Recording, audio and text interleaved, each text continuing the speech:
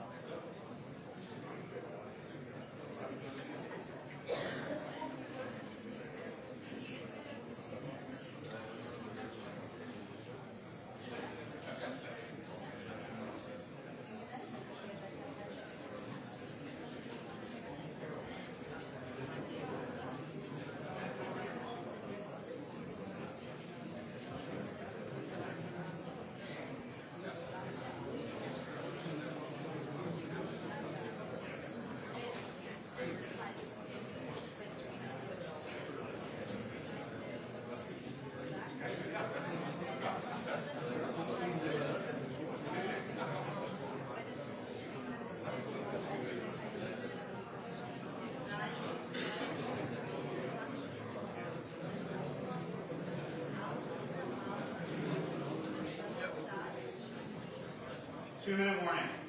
2 minutes.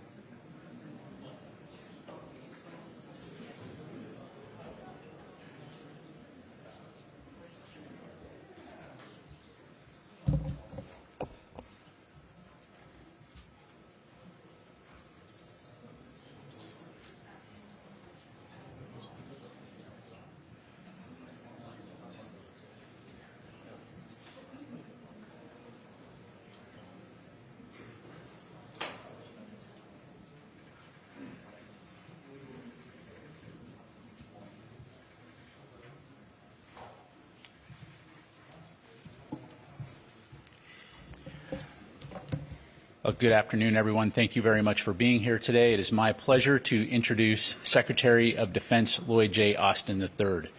The Secretary will deliver opening remarks, and then we'll have time to take a few questions. Please note that I will moderate those questions and call on journalists. Secretary Austin, over to you, sir.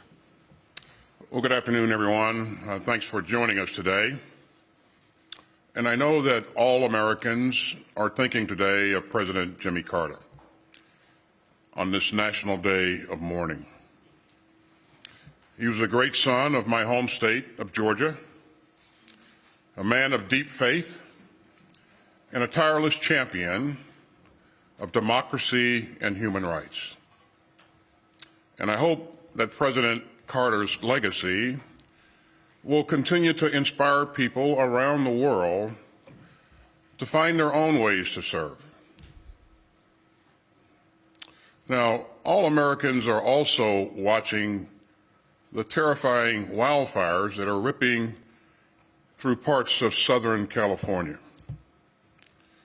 The department will continue to stand ready to surge support as needed. That includes federal air assets that California can request to help fight the fire from the sky. And many U.S. military installations are in the area, and they have personnel and equipment that can also be used to fight this awful blaze. We stand with the people of California in this terrible time. Now, we've just wrapped up the 25th meeting of the Ukraine Defense Contact Group. And of course, that was my final time convening this contact group as Secretary of Defense.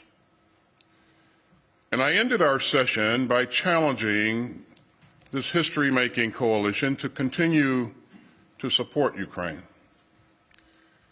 So I'd like to say a few words about that challenge, but I also want to take a few minutes to reflect on how far we've come.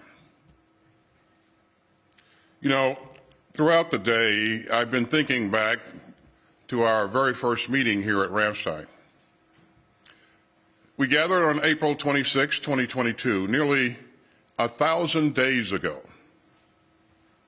The world was reeling from the shock of Putin's imperial aggression. The Kremlin had invaded the second largest country in Europe, with the largest military in Europe.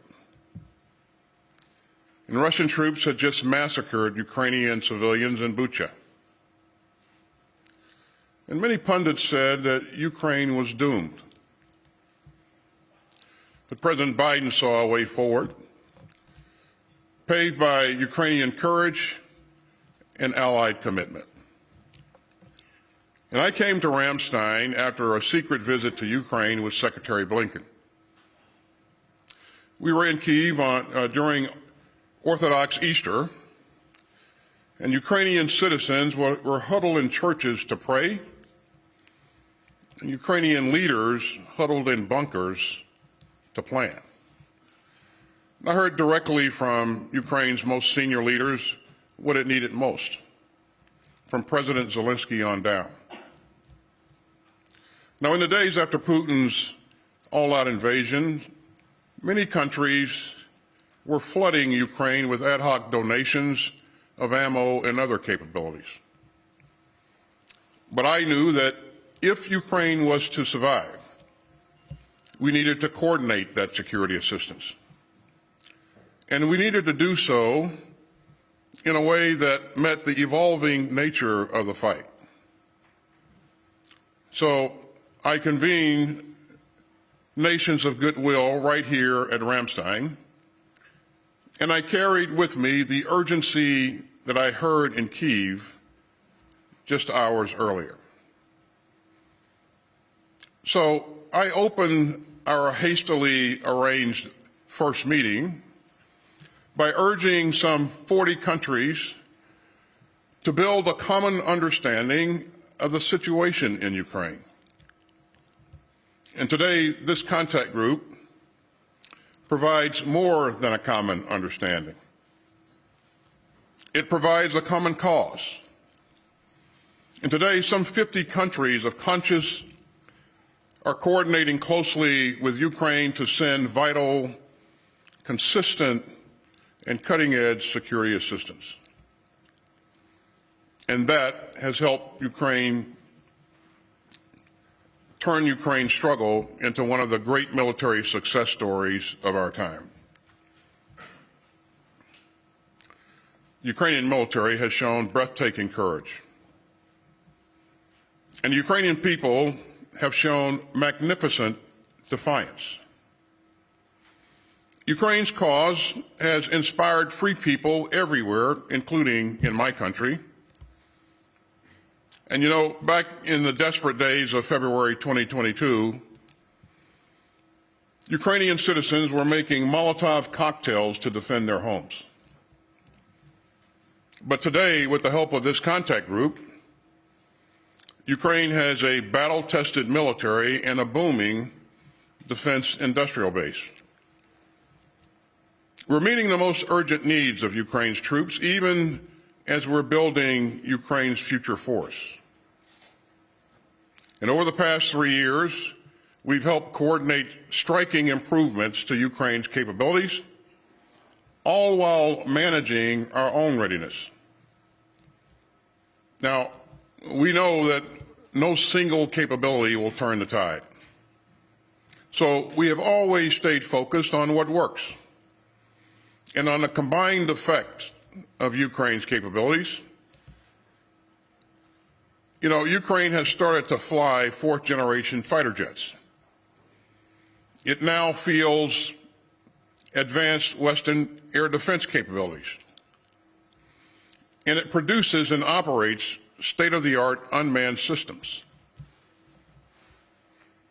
All of this positions Ukraine to defeat Russian aggression today and to deter Russian aggression tomorrow. And so our work has changed the course of history. Now, I am deeply proud of the assistance that the United States has provided to Ukraine. And President Biden's support for Ukraine has never flagged. And Ukraine has also had strong bipartisan support in Congress. Since February 2022, we have stayed laser focused on providing Ukraine's defenders with the capabilities that they have needed at each stage of the fight. First, artillery and rockets have been fundamental to this war. Since 2022, the United States has provided Ukraine with more than 2 million artillery rounds and more than 20,000 rockets, all while maintaining the readiness of our own forces. Second, we relentlessly pushed to provide Ukraine with air defense systems and missiles to defend its skies, its cities, and civilians. Third, the Department is working to support Ukraine's drone industry. And fourth, we surged other critical capabilities to Ukraine, including HIMARS, ground combat vehicles, javelins, and much, much more. And time and again, we've seen the huge significance of these combined capabilities. In fact, many of these lower key capabilities have had a far greater battlefield impact than some higher profile systems that we've also helped to provide, including F-16s and Abrams tanks and ATACMS. In a war like this, no single capability is game-changing. As I said in Kyiv in October, what matters is the combined effects of your military capabilities and staying focused on what works even as the fight evolves. Now, the Ukraine crisis exposed some shortcomings in our defense industrial base. We still got a lot more work to do. But we have galvanized our own defense industry, investing nearly $70 billion at home to produce capabilities for Ukraine and replenish our own stocks. And so we still face major challenges ahead. But as a founder of this contact group, I am very proud of the way that our allies and partners have stepped up. Since April of 2022, the contact group's other members have committed more than $60 billion in direct security assistance to Ukraine. Ukraine's needs on the battlefield have evolved over the past 2.5 years, and so have the contributions of the coalition. Denmark, Finland, Germany, the Netherlands, Norway, Poland, Sweden, and Spain have joined to provide Ukraine with more Leopard tanks. Germany has developed and led its immediate action on air defense initiative, which has spurred partners to pledge more than $1 billion to support Ukraine's air defenses. The Czech Republic has led a dozen countries in surging critical munitions through the Czech Initiative, which coordinated the delivery of hundreds of thousands of rounds of artillery ammunition last year. And Denmark and the Netherlands have provided Ukraine's first F-16 fighter jets. And Canada, Denmark, France, Romania, the UK, and the US have found creative ways to train Ukrainian pilots. And Ukraine's partners have provided broad and sustained support, from Patriot and Hawk air defense systems to thousands of armored vehicles. And so all told, Contact Group members have committed more than $126 billion in security assistance to Ukraine. They've expanded production capacity in factories around the world. And they've raced in sustainment capabilities to keep Ukraine's equipment in the fight. So this coalition has become the arsenal of Ukrainian democracy. It has become an engine of global security. And this contact group has become the most consequential global coalition in more than 30 years. The contact group's mission is now driven by its 8 capability coalitions with support from the national armaments directors. And today, 14 countries and Ukraine lead these important coalitions. They focus on Ukraine's Air Force, armor, artillery, demining, drones, information technology, integrated air and missile defense, and maritime security. And today, the ministers of defense here endorsed each of the coalition's roadmap for Ukraine's future force. Now, each roadmap lays out an efficient and sustainable approach to helping meet Ukraine's long-term and near-term capability needs. And that's how this contact group has produced so much progress. By working together for our shared security interests and by standing together for our shared principles. And the battlefield results have been plain. Since 2022, Russia has suffered more than 700,000 casualties in Ukraine. Now, that's more than Moscow has endured in all of its conflicts since World War II, combined. Russian casualties in Ukraine now surpass 2/3 of the total strength of the Russian military at the start of Putin's war of choice. In November 2024 alone, Russia lost nearly 1,500 troops a day. You know, volunteers cannot make up for these stunning losses.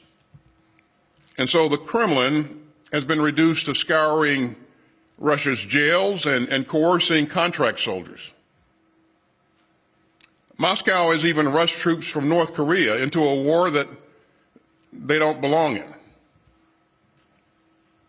That's another clear sign of Putin's desperation. North Korean forces have suffered more than 1,000 casualties since they enlisted last December in Putin's war. And of course, there are other estimates that are far north of that. Meanwhile, the economic cost to ordinary Russians of Putin's imperial fantasies has also been staggering. The Kremlin plans to spend about 40% of Russia's 2025 budget to keep up with the contact group's support to Ukraine. Now, that's a 25% increase from last year. Meanwhile, the Russian ruble has continued to plummet. The Kremlin has become more isolated. And Russia's global stature and strategic position have continued to decay. And so Russia has paid an appalling price for this indefensible war. Yet Putin has not achieved a single one of his strategic objectives. Not one. In fact, Putin was so bogged down in Ukraine that when the vicious Assad dictatorship in Syria collapsed after more than 50 years, all he could do was watch. Russian troops had to race to haul equipment and personnel out of Syria, which had once been a centerpiece of the Kremlin's global ambitions.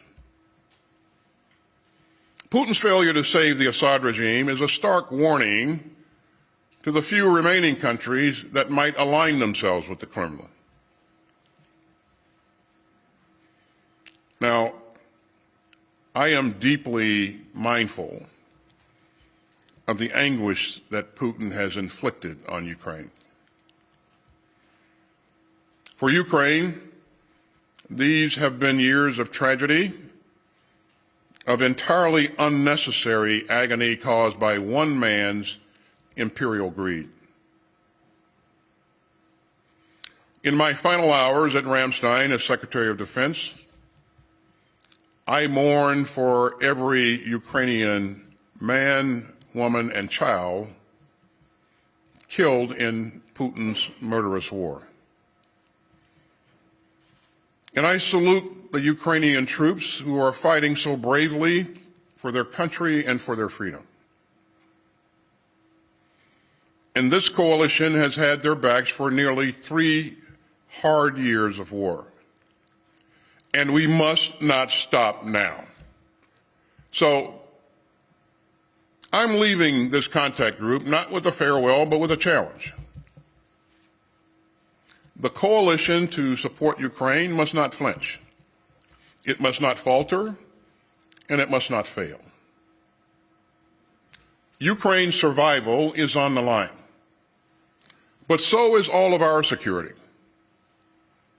Putin wants to avenge a fallen empire and to rebuild it. The Kremlin's assault starts with Ukraine, but it will not end there. And the dangers are global. Putin wants a world where empire tramples sovereignty, a world where conquest trumps human rights, a world where tyranny bulldozes democracy. Every autocrat on earth is watching to see whether Putin gets away with it. And so this coalition must continue to stand foursquare with Ukraine and to strengthen Ukraine's hand for the negotiations that will someday bring Putin's monstrous war to a close. Now that road is challenging, but all the alternatives are far worse. No responsible leader would let Putin have his way.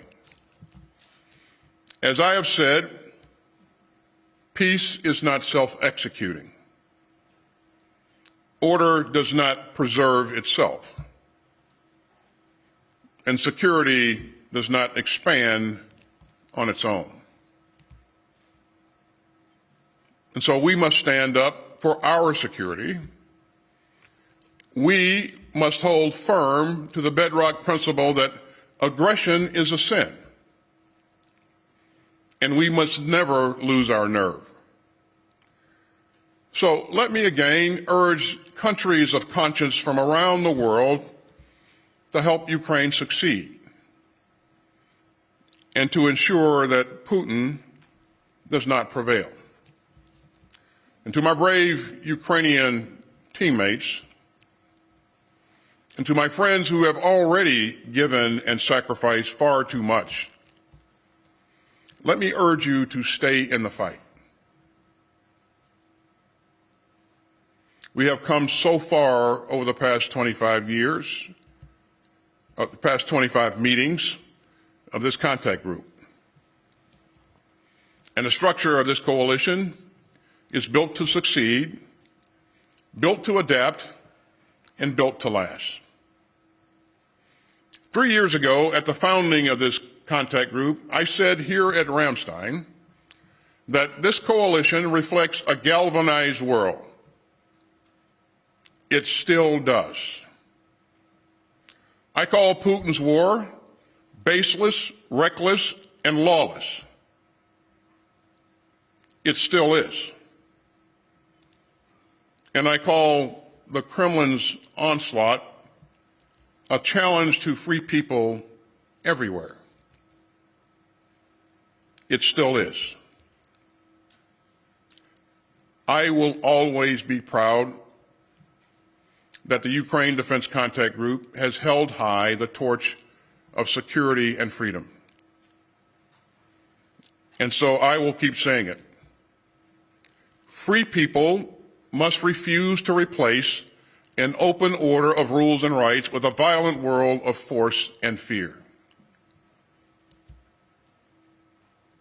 Thanks again for being here. And with that, I'll be happy to take some questions. Thank you, Mr. Secretary. Our first question will go to Tara Kopp, Associated Press.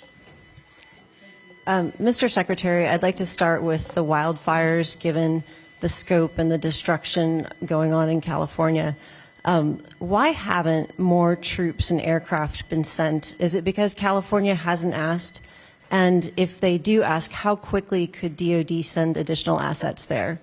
And then secondly, on Greenland, do you think President-elect Trump is serious about taking Greenland from NATO ally Denmark? And how destructive are these remarks to the NATO alliance? And then for my last and third question for you, has the incoming administration reached out to you at all about continuing the Ukraine Defense Contact Group? And if not, how concerned are you that this might be the last meeting of this historic group? It's Tara, isn't it? Close. Well, Tara, first of all, the U.S. military stands ready to assist in any way that we possibly can to help the people of California. As you know, California has a lot of capability on its own, but these are pretty significant fires. And while few requests have been made thus far, we stand ready to surge capability in as quickly as possible. And I've done some things to cause our troops to get in a three-point stance to make sure that, you know, if the whistle blows, we are ready to move in and provide assistance.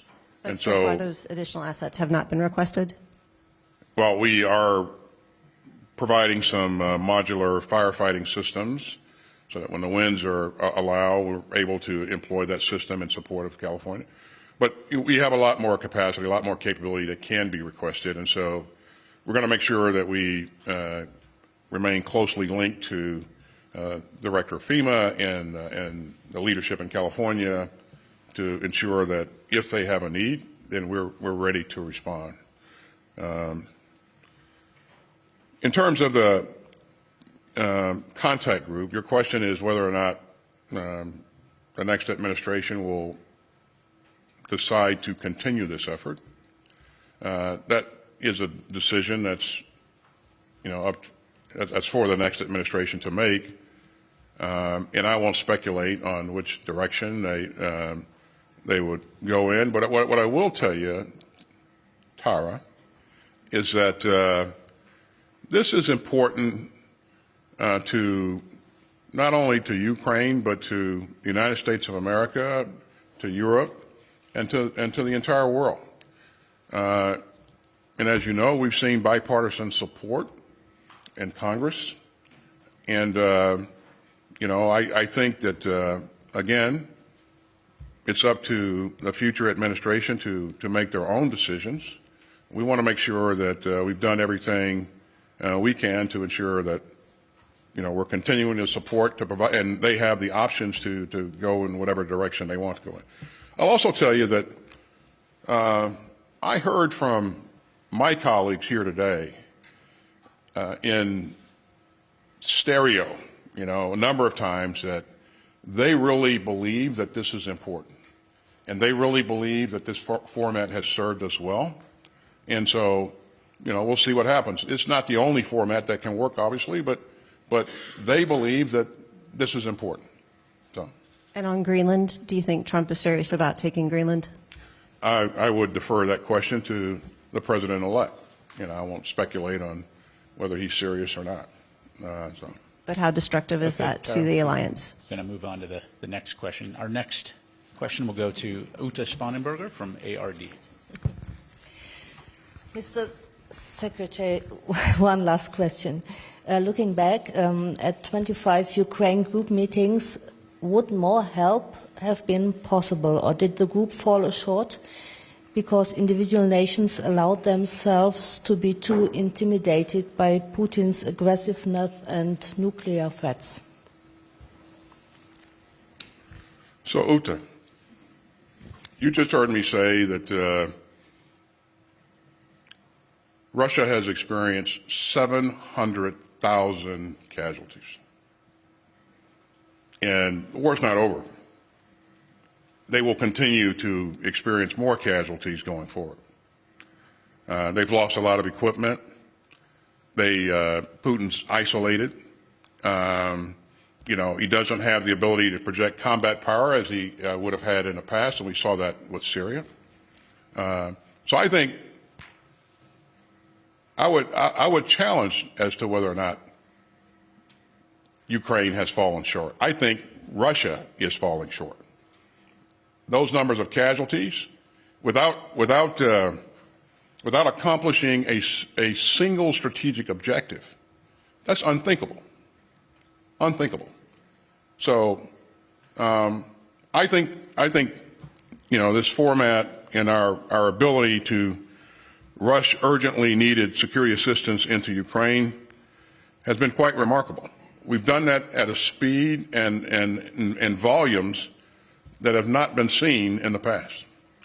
So I really applaud the work that the team has done together, but there's more to be done, and we clearly recognize that. And we're going to continue to do everything we can to help Ukraine for as long as we can. Thank you, sir. Our next question will go to Carla Babb, Voice of America. Hi, Mr. Secretary. Thank you so much for doing this. Since you mentioned the remarkable nature of what you've done the past 3 years, I want to focus on what happened today. And are the commitments and the roadmaps made today for Ukraine by the capability coalitions enough to give Ukraine the upper hand this year, or will it simply keep them in the fight? And then, since you mentioned the fall of Assad, on Russia's recent loss of its bases in Syria, has that affected Russia's ability to support its military presence in Africa and the Middle East?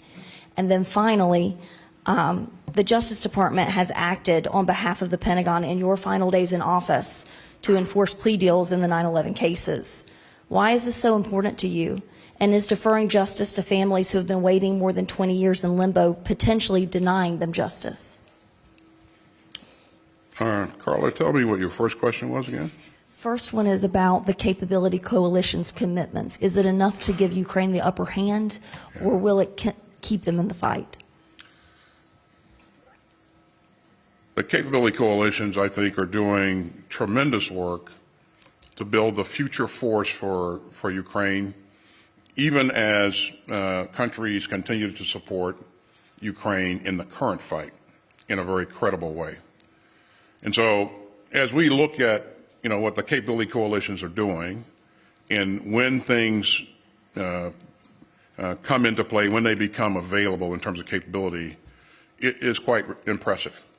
And, what I've seen from countries that are part of these capability coalitions is that they are absolutely committed to working hard to ensure that that capability comes to life in a